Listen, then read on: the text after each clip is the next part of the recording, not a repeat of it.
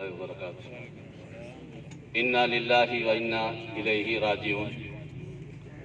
ایسے مواقع پہ یہ جملہ جہاں ہم غمزدہ خاندان کی تسلی اور تعزیت کے لیے زبان پہ لاتے ہیں، وہاں ایک عقیدے کا بھی اظہار ہوتا ہے، اور وہ یہ کہ یہاں جو آیا ہے رہنے کے لیے نہیں آیا، ہر ایک نے جانا ہے، بڑا ہو یا چھوٹا، ہر ایک نے اس جہان سے کوچ کرنا ہے۔